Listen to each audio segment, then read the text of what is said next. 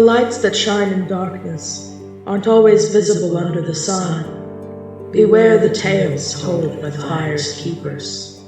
Those who control the light often hide in their own shadows.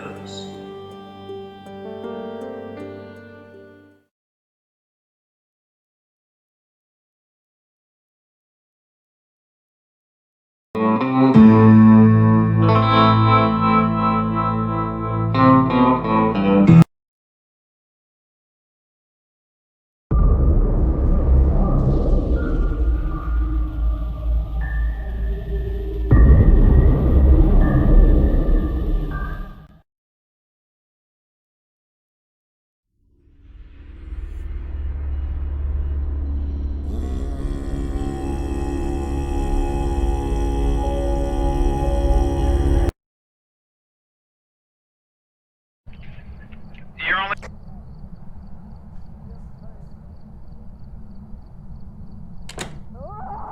Hey, close the door! Close the door! Close the door! I just want this in.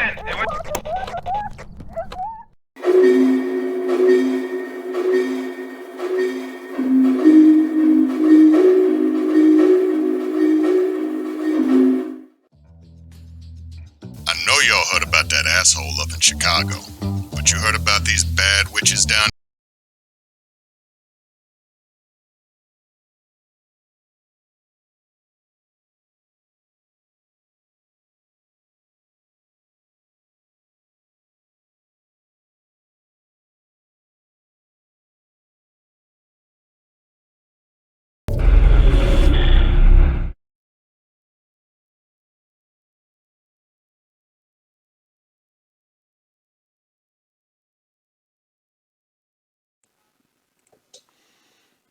All right, I think we are live. Audio's picking up on my end. Can someone check stream?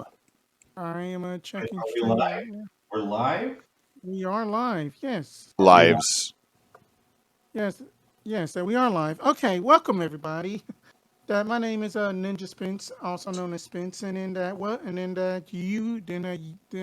welcome to Bonus Roundtable, table to where that we are basically going to be talking about the benefits of playing in IRL versus playing online. Now, who do I have? Who do I have with me today on the table? Nobody. You're here alone. Okay. I'm sorry. So I'm Graveflower or Zeta or whatever you want to call me. I do sporadic games on this channel and also in my personal time and have experience playing both online and in person. Mm-hmm.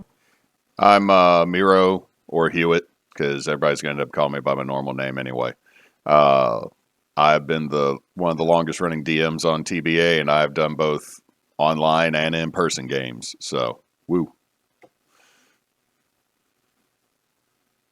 Alex. I am a meat popsicle. I am one of the DMs for Team Bonus Action. I also do both in person and Roll20 games. Uh, and yeah, as of right now, that's pretty much all that I do. Because Same. Mm-hmm. I ain't got the room to set up my stream and stuff. Right. All right. And same here. And then we are going to go ahead and then get started with just basically let's just talk about like IRL games and then the pros of them. Let's just let's just all just basically just talk about that, because playing like IRL to me is just definitely a lot more fun and then more so engaging than just online. I don't know about y'all. Well, like the biggest thing with in person is that you can look at the people you're playing with. So the biggest problem with online is, I mean, one, latency, but also just if I'm talking to like Hewitt or if I'm explaining something to him or if he wants to do something or if like just anything. You can pretty much, you don't have to like go into a lot of detail or explain what your character's doing. You can kind of just pick up on what they're trying to do with with facial expressions and their own actions at the table, as opposed to online where you cannot see the other person unless you're doing the doing a video chat, which I've never done that before. I don't really have an interest in getting that set up, and I have a lot of players that kind of want to play anonymously, so that's not really an option for them. But yeah. I would say that with playing in person, there's an energy in the room more than just being able to see everybody. There is, I mean, yeah, you can see the body language and the expressions, but there's an energy that'll fill the room, especially when everybody really gets into it or you get rolling with it. And also, it lets you know as a DM if that energy starts to fade, what you might need to do or shift, because if someone starts to drift off or if someone's feeling left out, you can shift that energy versus the kind of podcasty style that we've done online here, where you might miss out on that. But that's one of the big benefits is the excitement being visible, the energy in the room being palpable, and everybody kind of just playing off of that and rolling. Plus, also the fact that players will start passing little jokes or leaning over to each other and coming up with a mischievous plan. So you at least get a heads up as the DM. It's like, okay, these two are about to do something ridiculous, instead of all of a sudden Knox and Moose coming out of left field with something because they've been doing private messages. Not private messages. I work with the dude. We'll spend a lot of Mondays just going, what are we gonna do, or just talking about the game and come up with stuff.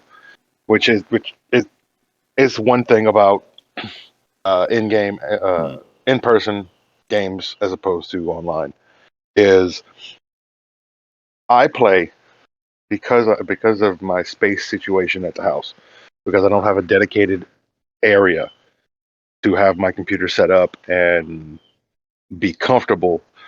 And because I'm working off of my laptop, I only have one monitor. Having only one monitor is, yes, I can flip back and forth between screens, but that will ultimately cause me to end up fumbling between screens to find what I need. Being in person is a lot more akin to having two or three monitors where you can have I can go off to I at that point I can still keep track of what's going on and go, and then talk to someone and go, hey, what about this, what about this, what about this. It gives you more options without completely missing out on it. In person is a whole lot more tactile, and there are members of my home group that would fail miserably playing online, simply because there is not enough to keep them engaged during other things. Oh yeah. Being sitting there with the book, sitting there with looking at the map, doing and actually being there for the process of everything, and being able to have those little side conversations, or especially for me as a DM, I'm very, I don't sit down. I'm very movement based. I'm Cajun. I talk with my damn hands. It's more engaging for me as a DM. It's more engaging to to be there in person. Meanwhile, Hewitt is an amazing online DM. He's quick on his feet. His narrative is amazing, and his descriptions are perfect. You get everything that he's saying. You see it. I can do the same thing. I'm just relatively long-winded. It's going to take a longer time for me to get across what I'm trying to get across than Hewitt does. Unless I'm in person. In person, I can show more of what I'm trying to convey, which will truncate that explanation. Right. Absolutely, Noxon. And I 100% agree with that because then at the social aspect of me, I know exactly for me, whenever then I am basically hosting games up in like at the shop, or else just online that, I always feel so self-conscious because that me and then that, that our other newish DM, NASA, were just talking about that the way that I always feel self-conscious based on my speech impediment during games and stuff. But yet, whenever that we are playing, face to face in person, then that speech impediment almost goes away instantly, and then I feel like people can understand me better, and then that also leads into like my next which is that basically that it can lead up to like less just miscommunication at the table, just that kind of like how like each of you were saying. That here's the thing: whether you're playing online or whether you're playing in person, there is one common denominator that happens across all things. As a DM, as all four of us are both DMs and players, I think it is a safe assumption to know that we all come together on this and is kind of understood. Players are stupid, so there will always be ADD moments or hey shiny, ooh shiny moments, whether you're in person or online. The upside of being in person is, as a DM, a lot you can catch those a little bit, or you can catch those a little bit easier and kind of it can kind of rein it in. Uh, it's less easy to do on Roll 20 or online digitally because I have been a victim of that, and it has damn near killed me. Because I wasn't paying attention. Yeah, Whether he knew it or not, whether he knew I wasn't paying attention or not, is just that's what happened next. And when the giant and the giant undead thing in the town square can move 60 feet a turn, the squishy wizard thinks he's safe and is flipping through Facebook and then is almost dead. That's kind of a thing. yeah, that was kind of bad because all of a sudden it's like, hey Knox, does a 28, a 19, and a 22 hit? And you're like, what? Like, Yeah, how did it move that? that How did was it move that far? It has 40 feet of movement. oh crap. So a lot of things are going to have the pros and cons are going to be the same across, just slightly varied and different. But there's some things you're playing role playing games. It's universal. The players are never gonna do exactly. If you line out plot point 1, 2, and 3, they're gonna go to Q, and it never fails. Uh, but in person, you can kind of re-rail the train. On Roll 20 or online, digitally, I feel like it's almost, especially for me, because as a DM, I don't typically use a computer. I'll have my computer, if my computer is there and on, it's for the map to show the players and for my notes and just my bullet points. A lot of the stuff that I do is organic and comes naturally.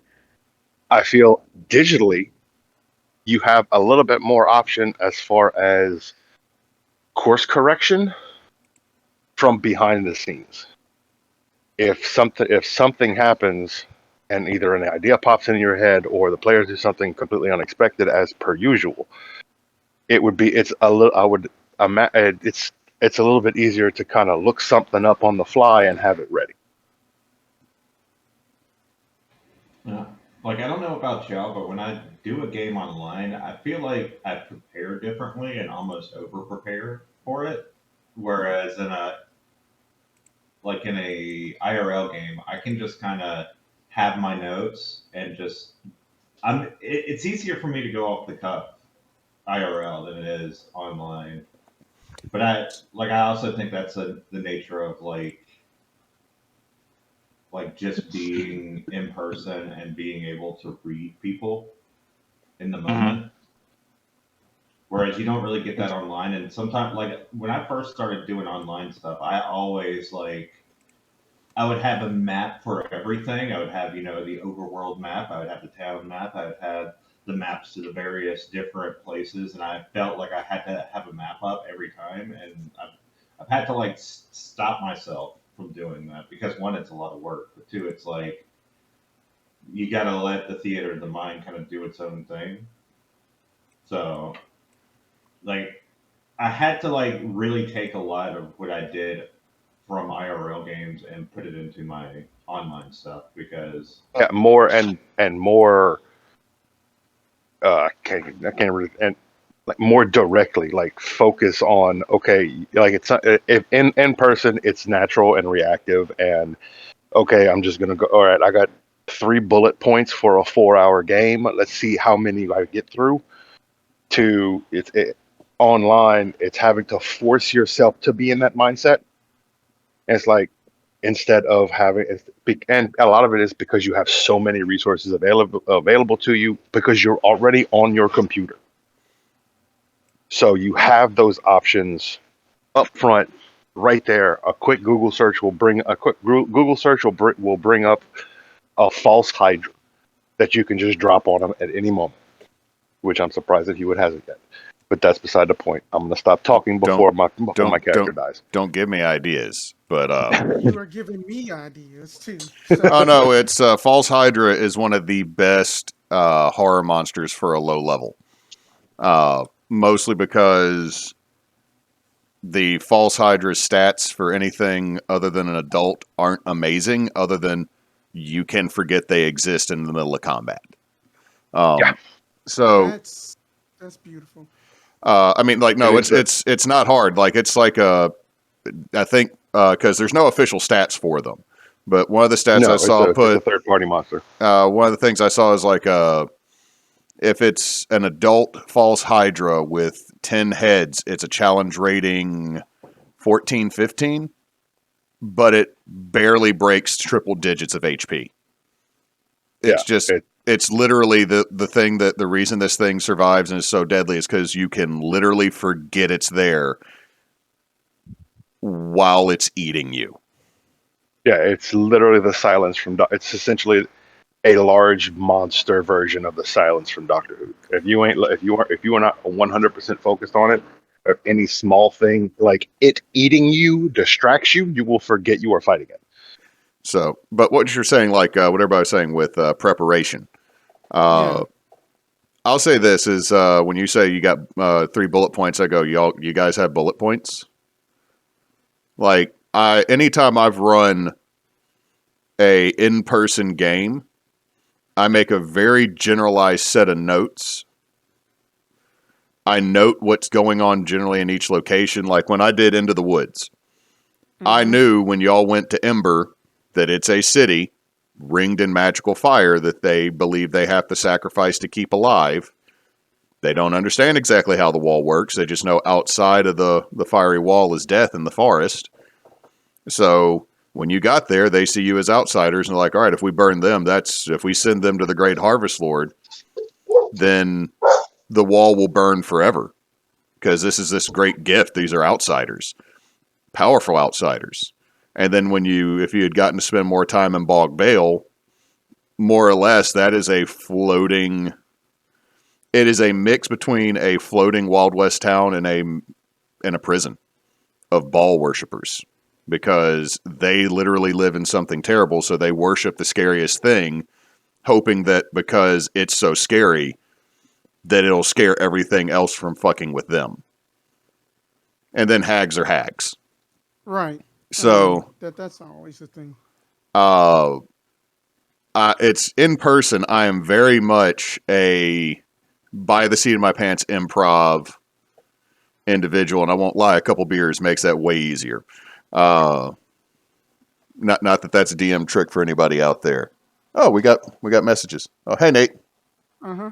Yeah. So I know I know for me that preparation wise, that I am probably that the most like I wouldn't say like most meticulous note taker of just the four of us, but it is also like that I have to have everything kind of structured up in like almost like a, sort of, it's kind of like spark notes in a sense about what is exactly going on because it's kind of like super almost like module based, but at the same time as that you all have basically commented that how can you do improv but also be so like prepare on notes and stuff, especially in person, especially that if I was just to go up into just a random voice or anything at the time, and then it's just more so for me. I remember like one session at the shop that I can't that that I just can't now that I cannot really speak on because of Hewitt. Hewitt is being here, but let's just say that we had brought Nasa to tears whenever that I had did something. And she was like, "Oh my God, what? How?" And it was just one of those great moments. And then that, that basically that you know, being just in person, that's basically a very good, just like indicator of like making sure that everyone is having a good time versus like online for me that I am actually the kind of like it can go either or for me that I can be on camera or else that I cannot be on camera whenever that I am streaming or else doing D and stuff. But I do kind of just feel like then that's something that also is also being just missed to on like online. It's basically that that fun factor, and plus also that you do not have to worry about Roll20 to set up a battle a battle map, and just that the awesome cool minis that you all paint and stuff. That's another pro to in real life that you get to show off your amazing props. I was Yeah, it's that's something on my end that I got into building terrain, so it's one reason I really do love oh yeah. playing Well, in person is because getting to make that, like making that one really cool piece or painting that one really mean mini that the party's going to have to deal with is always just a little fun. not I had only that, but so many more toys. yeah, it's so tactile. Like you have dice in your hand, you roll that, and that's like part of the fun. Like I have a lot of people in my online group that don't play IRL, and I wish I could get them together like somehow. I mean, it would cost thousands of dollars because some of them live in Europe, but like I wish I could get them on into a table and just let them have fun at a table because it is like Well, it would ruin them a little bit.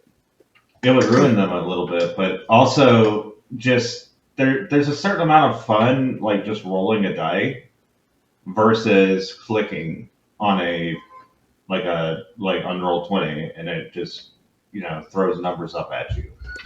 But let's see the finish. I was finish the thought I had a second ago. Preparing online, like as much as we've shit on Roll20, and I think we've all done that actively on stream at this point, at least. While using their software. Yeah, while using it. We will never be sponsored by Roll20 for anything. Hashtag Waffle House sponsor us. Hashtag please. Hashtag right bacon. Freaking, Hashtag rights bacon. But the way I prepare with Roll20 is I'll get a general idea of where I feel the story is going. And then I will make a couple of encounters that could happen because I'm not going to lie, I have a huge store of pre-made maps because either I've bought them or found them using the interwebs to drop. Like I knew when they got back to Hillens that unless the party just decided we ain't going to stay here, it's like, okay, well, I know I'm going to have an encounter in the sewer. I know 2 other encounters they can possibly have, and I will drop maps. I did not expect the party to then try to interrupt a flogging performed by the church/government of an NPC that I did not expect them to try to do anything for, because he was, by all accounts, he's an asshole. And especially considering one is ambivalent, two legitimately hate him, and two of them have found a new puppy. Yeah. The twins. Okay, so I'll go ahead. Dreyfus was a paladin of the order, and is very much doing the dumb that is strictly lawful good. Like, he is being punished because he lost all of his men under his command. He fully acknowledges he should be punished. He brought them information about who did all the damage and what's causing the problems, and explained to the church exactly what happened. They still decided to flog him, and he accepted it. And if they had tried to pull him away, he would have pulled away from them, saying, "This is what I deserve." Because he is that brainwashed to the way the government/church of that world works. So I thought it was going to be this cool little, like, kind of cutscene that then gets everybody even more dedicated to fuck the government of this world, and either decide to leave or, I don't know, overthrow it. They might decide to go some type of Final Fantasy with it. Let's go punch God in the face. But the back of my brother's head has been, since day one, I'm going to start a cult. So I didn't expect them to actively try to stop the flogging. And so I didn't have a map for that, so that was all theater of the mind. And if they still say screw it, I don't have a map planned for outside of the city they're in right now. But I can drop one pretty quickly. It might not have lighting effects. So, I mean, the way I plan everything on Roll20 is I put a map down, I figure out what's going to happen on it, or I make the map of the town and know, okay, here's some locations. Like the joke of the bouncy fire, because thank God for store name generator. That and Thirsty, and the entertainment venue that is born because the restaurant name that was generated was Thirsty Quest. Thirsty. That was an episode all of itself. It was amazing. Or the livery, the clean getaway. I did not spell it originally. It was get with the GIT. But so online, that's what I do, because I have the resources. I can put it down. Now, if the party decides to go somewhere completely off and I don't have a map, we're going to go theater of the mind. I used to rely too much on the maps. Like Knox could tell y'all, when we played the very first online game that led to all this, Forgotten Sands and Delving into the Deeps. When we did that one, I would make massive maps that would be 3-4 sessions. Mostly because I'd be like, oh, this is a cool piece. Ooh, that's a cool piece. Oh man, this is a cool piece. It's the I want to use it now mentality. Yeah. This is cool. I want to use it now.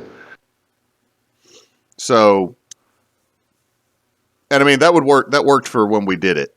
But when we started streaming, the way I did that would not work. It's why, like with Holy Winds and Lost Seas online, the main benefit of online is that I can play with my friends who are not here, which has been a huge thing for us since day one, is because we got folks in Mississippi, we got folks in South Louisiana. For a while, we had somebody in Colorado. So there was no way for us to all sit at a table often, as much as we wanted it. And I'll say this, learning to do stuff online has helped me to become better at the table, because once I realized I didn't have to rely on this bit, it meant that, oh, I made this really cool piece of terrain, but if it doesn't happen this session, I'm going to figure out another place this really cool piece of terrain can go. It's just going to sit back here for a minute.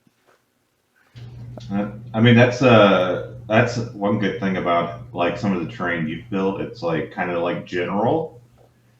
Not like it doesn't have like hyper specific looks to it. Yeah, it's I've meant it to be, okay, this cliff could be the cliff that's covered in frost, or this cliff could be the cliff that is in the middle of a forest or a jungle. Are your ruins stuff? It's like, oh, this could be inside of a dungeon in a cave, or like we used it for ruins, like for the last time we did Into the Woods. Yep. And you use that in your home game a lot too, where it's just like, okay, we're in a mansion now. But Yeah. I Modular mean, modular terrain like that is one of the best things for an in-person game because then you can use it at any point.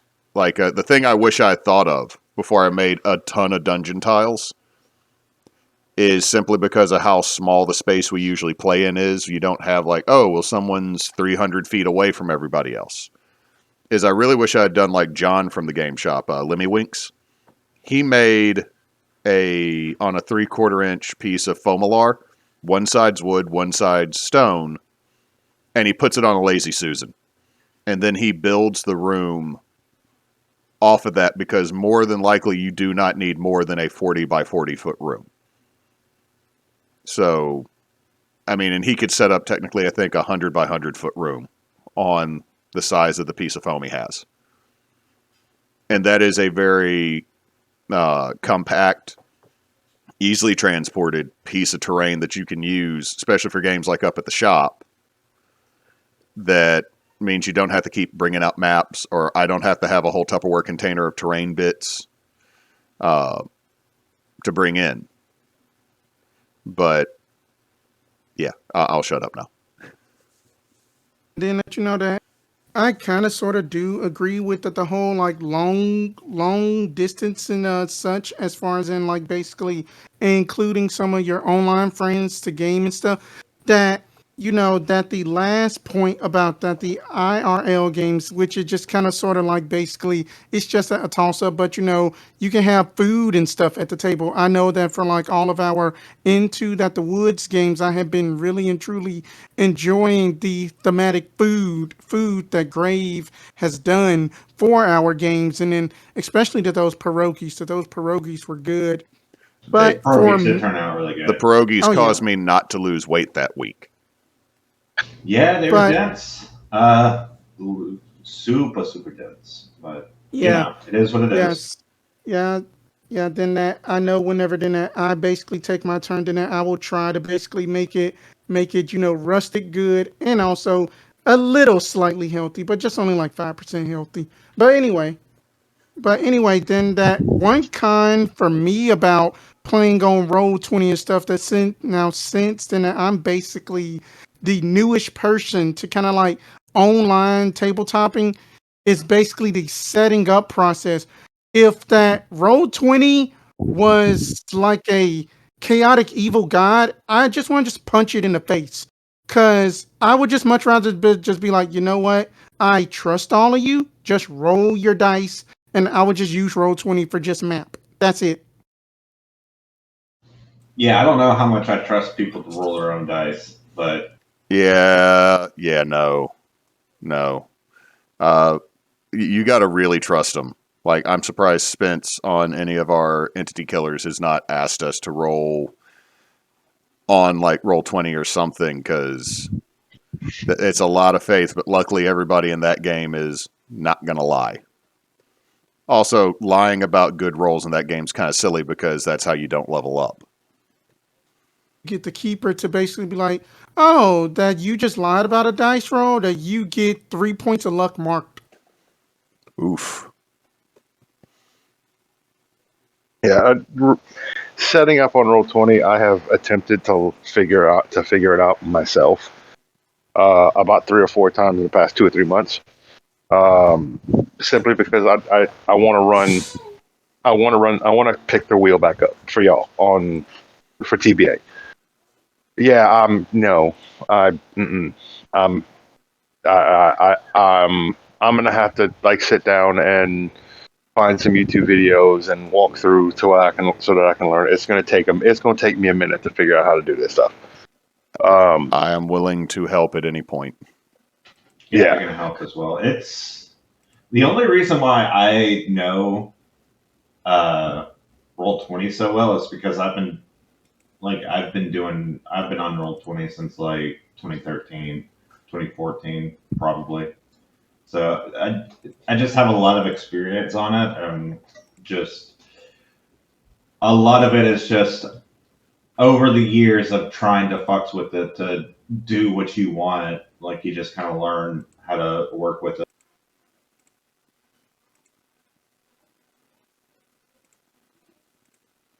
It's definitely like it's gotten a lot better, but it's still not like completely intuitive. Yeah. Yeah. Uh, so a lot of it, and once I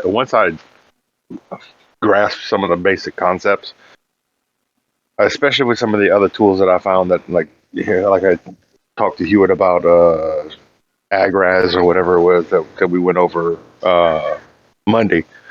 Um, like I have my world map. I have legitimately the with the software that I found for my map making. It generates the world. I went through and I renamed everything the way I wanted it, changed a couple of things, and and you click on a town name and it randomly generates the city. It's great. You can then just save that as an individual file and drop that into Roll20, and there's your map. But figuring out a lot of the smaller pieces and then building interiors or specific locations inside Roll20, I haven't messed with. I've messed with it a little bit, and I cannot power my way through learning how to use this stuff. I'm going to need some sort of guidance, research, and tutorials in order to figure out how to do some of the stuff. Some of the stuff I want to do. I Uh, myself into like a night school, just like is Knox is saying, just to learn this in and outs of this for setting up for like Revenge of Stefan Karkis. And it's just, as just that Nate said in the chat, it is not very user friendly, like at all. That it is still it. My thing is that it looks like that the site is still stuck in the early 2000s. Now, the thing I'll say with Roll20 is sort of in its defense. No, it's not user friendly, but it's one of those types of programs I do end up kind of liking a little bit, simply because you have to play with it to get it to work. Like, and this is the same thing with me up at the school. If you give me 20 minutes with the new program to play around with, I will figure out 90% of what I want to do, versus if I'm listening to someone teach me how to do it, I'm not going to learn anything because I'm going to get extremely bored and my ADD kicks in and I'm going to go, what does this button do? yeah, And so and that's what I've heard about Roll20 as well. Is that once you know how to use it, you know how to use it. Yeah, they're just not going to tell you how to use it because they want you to figure it out on your own. And for some people that works, but for the majority of folks, it does not, because I mean, it's a double-edged sword. That it has a lot of like flexibility, and there's a lot you can do, especially if you have an account that you know how to do scripting, which like can really beef up your games. But on the other end, it's like, okay, I have to learn like all this bullshit just to get a game started. it's that is a little bit daunting. Like with me with OBS on streaming, it's the reason why a lot of it's like right now, why is our team bonus action roundtable just the chat capture and the and an image in the background? One, it's meant to be a podcast, but two, I really don't want to play around with too many of the settings because I'm afraid I might do something and not be able to set it back. I mean, But I still have to play with it. I mean, then that's just with just like everything that we are all talking about. I mean, that like it is just for me that it is like especially like depending on like my situation. Just say for example that we had needed a online one shot created instantly, and then that it will take me about like 3 hours just to get everything set up, making sure that everybody's characters and stuff are just set up and stuff. And then I just think that I just got to just sit down and then just basically like make me another notebook of how to use Roll20 for Dummies.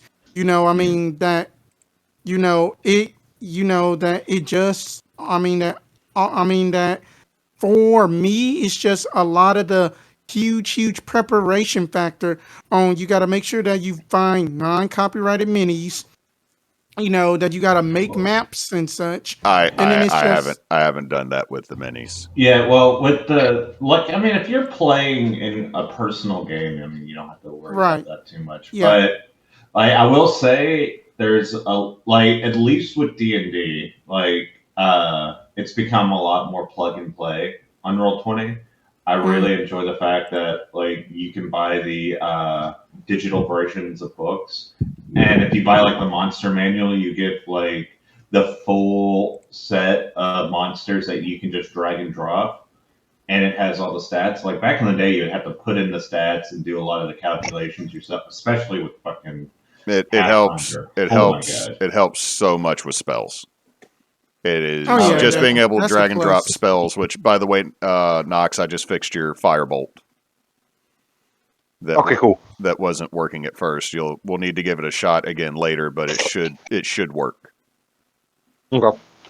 Yeah, I don't know. I know that all the character sheets that you have set up on Roll20 is nice, but I think D&D 5e is the only one that has the area where you can actually read the rules and everything. Yeah.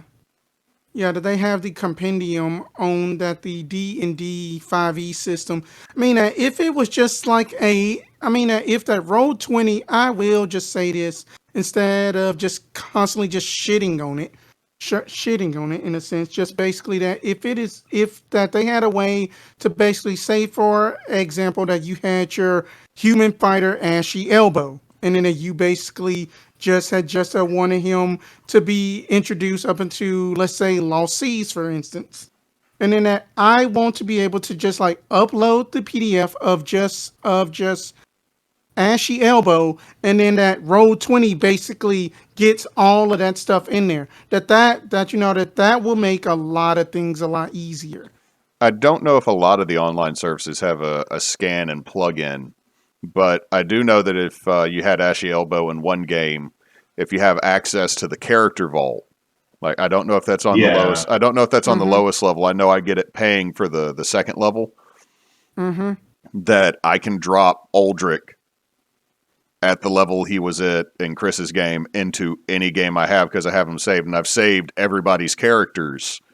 I think I've saved everybody's characters from the Lost Seas and stuff, so I can then drop them back in because eventually, I mean, especially with Forgotten Sands, I might have to drop a player's former character in as a NPC they've run into because they've had direct references to them because they've seen a statue of Old Man Kaloum and Beltari. Gotcha.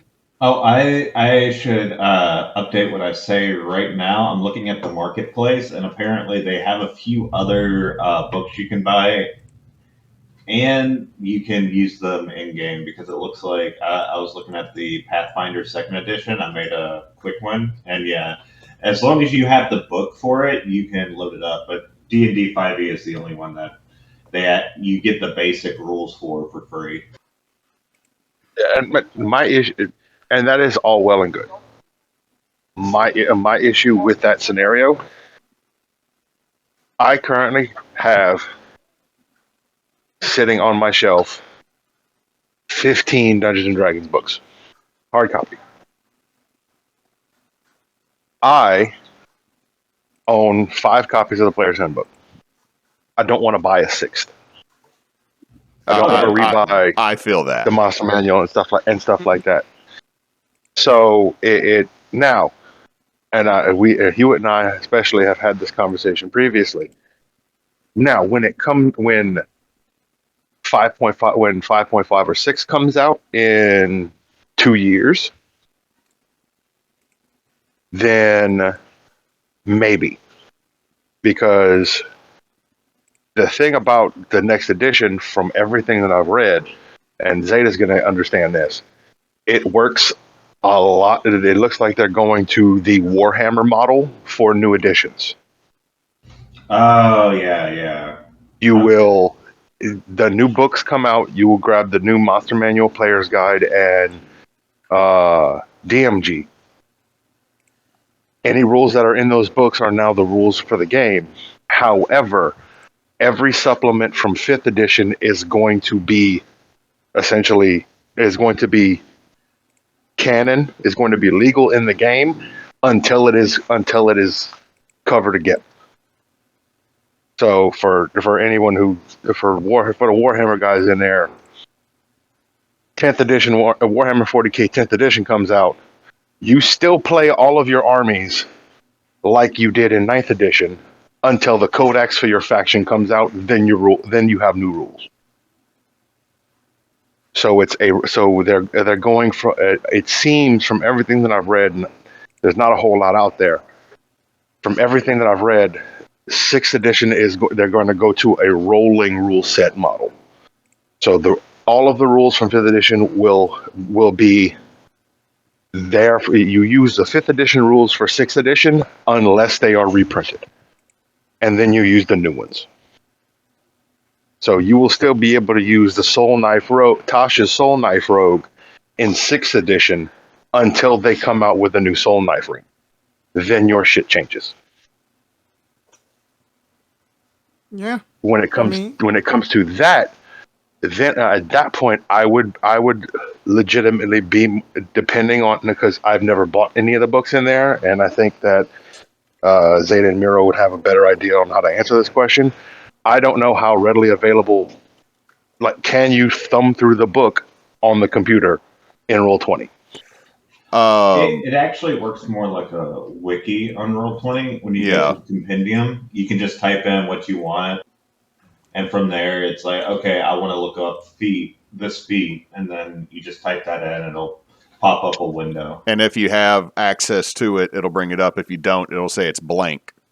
Like if I type in ice knife under the compendium tool on Roll20, it's going to tell me it's blank because I have not bought the book. I bought no books on Roll20. Yeah, because it's again, I've already bought. Like if it was like $5-6, that'd be one thing. Mm-hmm. Yeah, not MSRP.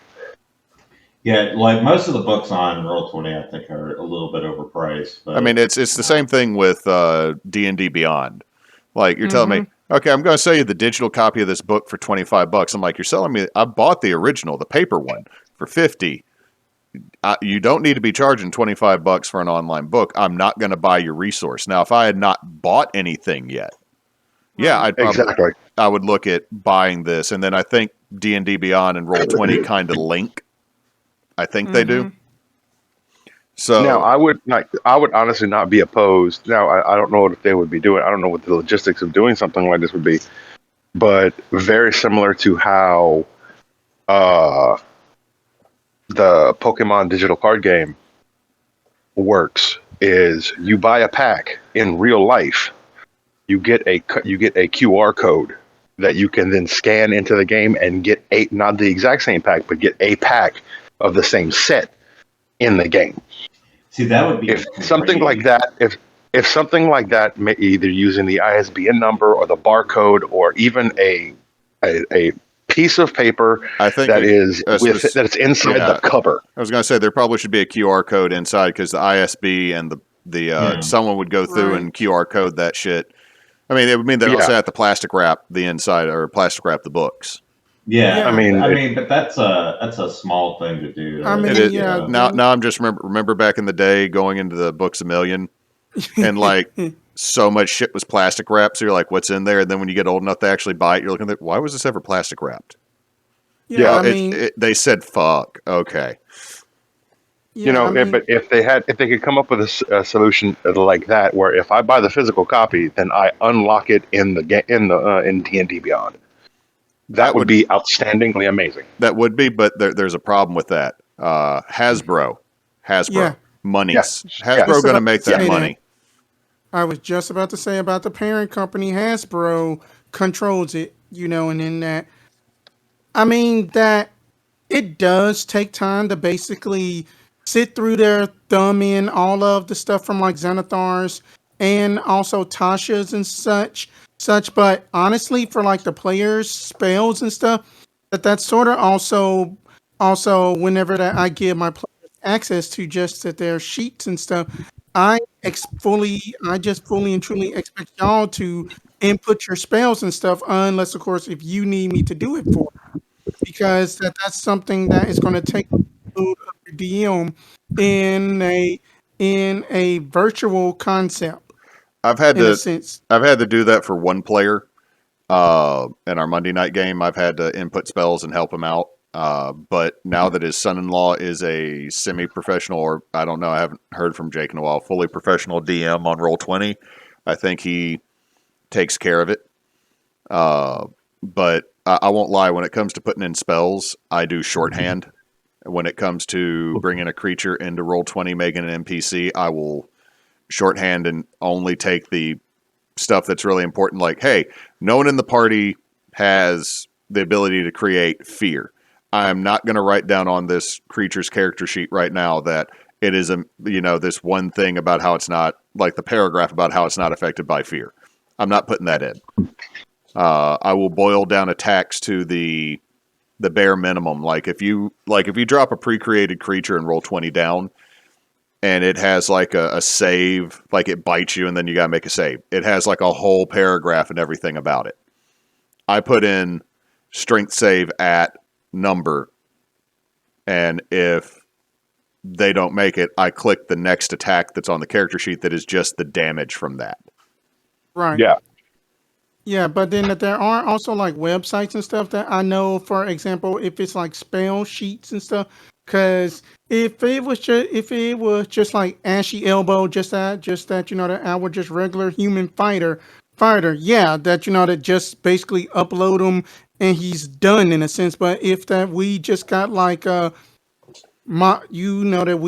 we have somebody like Mama Mage or something, then that I just normally just go to like third party websites that basically have just the spells and stuff, and just copy paste on them, Pretty much. and then That's that what I just do. saves a Yeah. lot. And then you That saves a just lot of I don't know time. what you're talking about. I don't do any third party stuff. I go. wiki dot wiki dot. I hit. And it's the biggest issue, and logistically, I mean, the biggest issue for it is honestly divine characters, clerics, pallies, and druids. Those are the biggest issues because you have access to everything available to you. Period. Wizards not so much because it's a slower because it's a you you you pick your spells. Like you level up, you pick two spells. You level up, you pick two spells. You level up, you pick two spells. You have a finite number of those. You pick your options, and then that's what you have. Divine casters, unless you find another spell book. unless you find another spell book or scroll that you do. But at that point, you're just adding those spells to it. So you're doing maybe 8 spells if you find a decent spell book. You're adding maybe eight spells or so, depending on the level, depending on your level or the level of the spell book.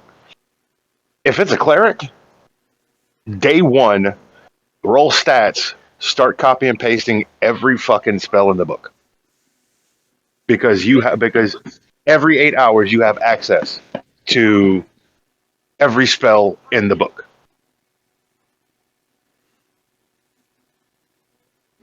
Yeah, like So when I usually play like a divine caster on Roll20, I just like I go through all the spells that I'm going to potentially use, and then like I'm like, yeah, I'm going to copy all these, and then I just end up remembering the same spells as the day before. Like I never go through Yeah, oh, I'm I guilty. don't. I'm guilty of that too. Except when I have switched out.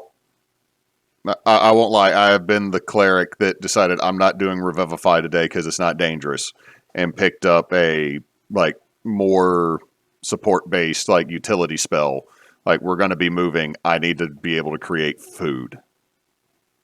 My solution is even easier than that.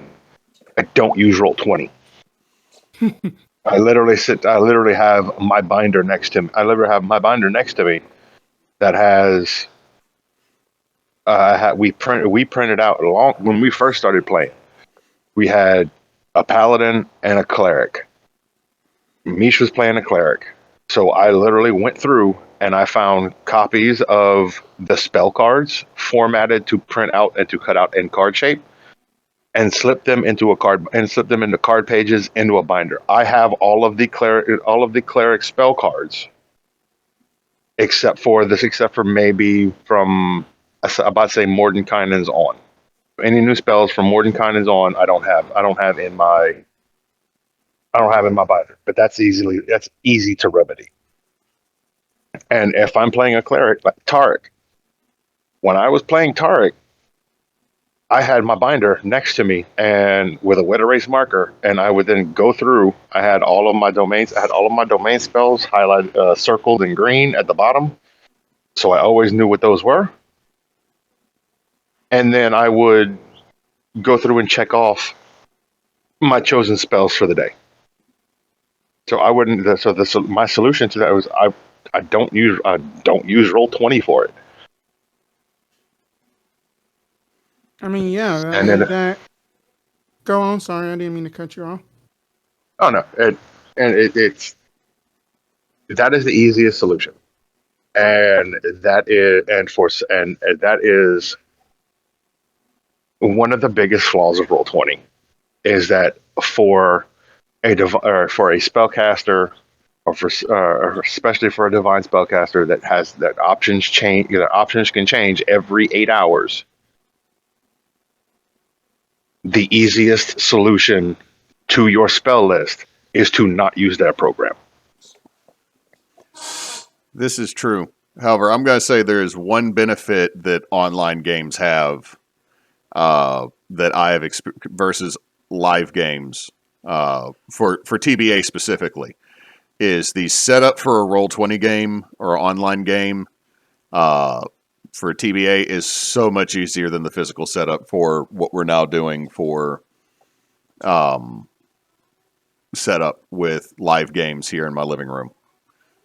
Like I'm learning lights and Zeta Bosch Kyle and I set something up last night and it's going to be more or less see what you think once we get you. We might have to adjust it based on height because I'm tall, yes. Yeah.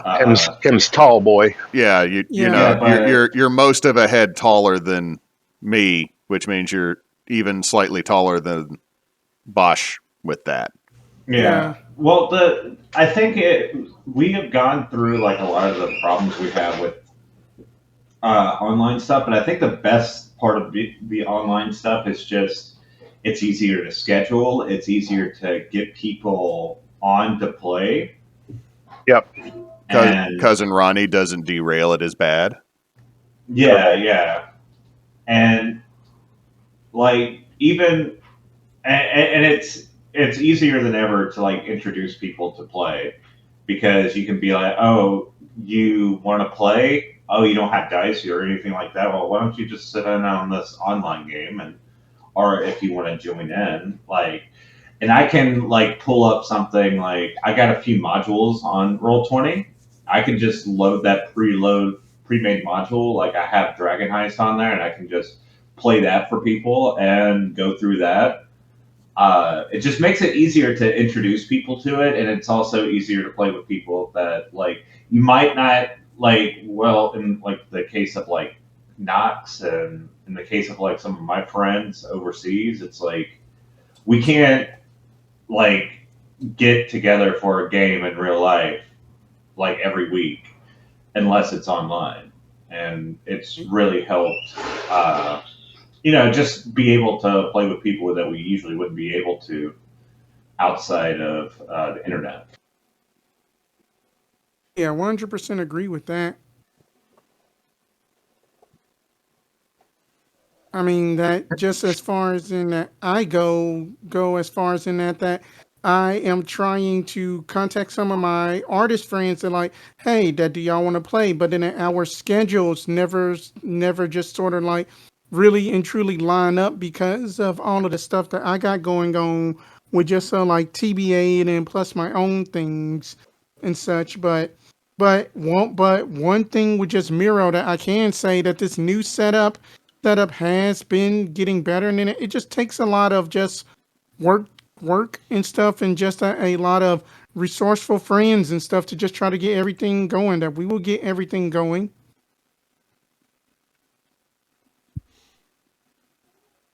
I know.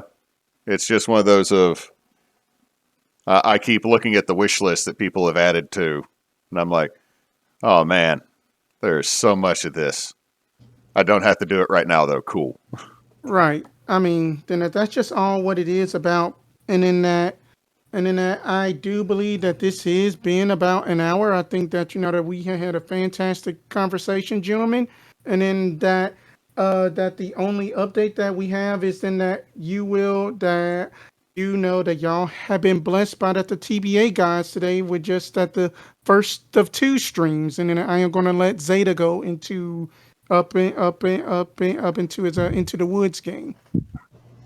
Yeah, so around 5 o'clock Central Standard Time. We don't always get it on time, much like any other game, but around 5 o'clock we're continuing the Into the Woods game, the horror game based in my domain of dread. And the players have just defeated their first large encounter without too much death and destruction. Sure, they got some clerics killed, but that it happens. But yeah, we'll see where they go tonight. And but yeah, that's all I got to say on that.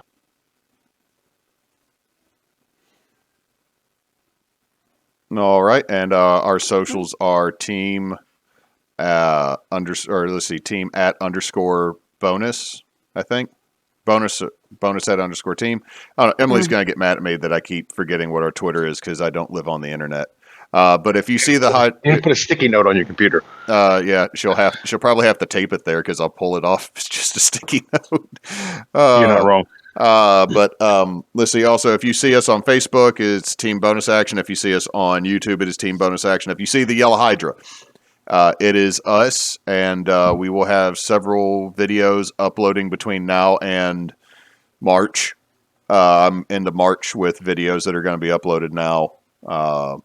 From everything we're doing, we're officially over 120 videos on YouTube now, guys. We have close to 500 hours of time.